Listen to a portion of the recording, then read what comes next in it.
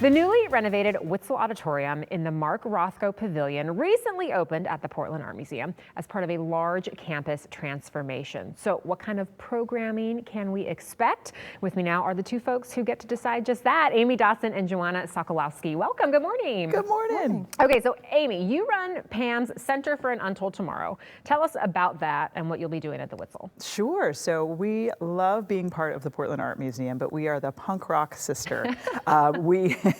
We are the media arts arm of the museum, and we have a location over on Portland's east side called Pam Cuts Tomorrow Theater, which is going into its third year.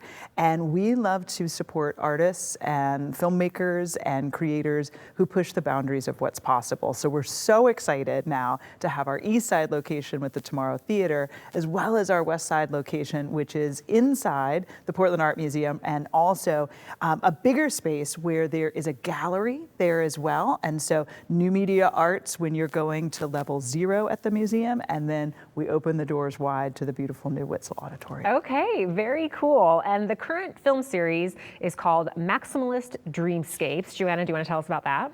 Yeah, so we are opening with a film series called Maximalist Dreamscapes, which is in conversation with the Marco Brambola piece that's actually in the New Media Gallery right now. And so all of these films are big, loud, bombastic, huge films which speak really well to the piece that you can see when you walk in the doors. Okay. So we're really excited to open up with these films. A couple have already played, and they're going to be playing all through March. Yeah, and you've got a few coming up this weekend. I know one is The Substance. Yes. And then remind me about the one on Well, you Sunday. know what? I have brought this with me It's too because many. I, of course, cannot remember everything Yes. and when it's happening, but we're playing The Cook, the Thief, His Wife, and Her Lover this weekend, which will be really, really fun.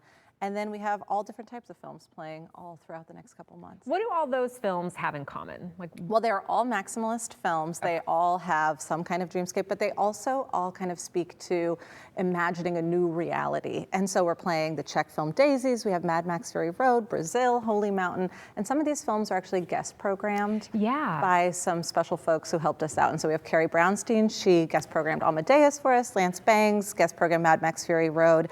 And people are doing special intros for them. Michelle Vinley, who we love, programmed Fantasia, which was open to a sold-out audience. So we're really excited. Very cool. Well, tell me more about that video installation by Marco Brambola. Yeah, tell me more about that. So Marco is a mixed media artist, and he has been making work for the last 15 years. But he is probably most famous for this series called Heaven's Gate, which is playing at the Portland Art Museum. And the neat thing is, we've never had a new media gallery at the Portland Art Museum. So this is the first one that we've had, and he's opening it. And this is a kind of reimagining of heaven and hell. It's Dante's Inferno for 7 levels through the eyes of pop culture. So my joke is always, this is probably the only time we're gonna see Channing Tatum, a fine work of art in the museum, if he ever was one. But it's a maximalist dreamscape where it's video collage. And it was first seen a couple of years ago at the High Line in New York City. But also his probably most famous work is that he opened the Sphere with all of the work that he did for U2. So when we say maximalist, it's maximalist. And even at the Portland Art Museum, this is the second largest screen of its kind in the United States. And if you are a Lego fan, which in my house we're Lego people, it was very beautifully constructed, kind of piece by piece, pixel by pixel, with a local company here called Planar, which is fantastic. And so there's not a screen like it, and this is the only place on the West Coast that you can see Marco's fantastic work. And even if you're not a film person, you can see all sorts of different images in it.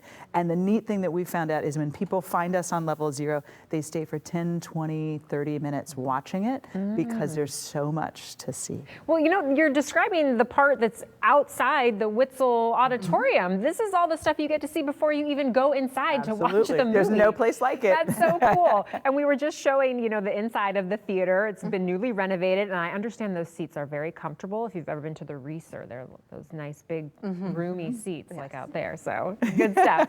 Real quick, what else do you envision for the space in 2026?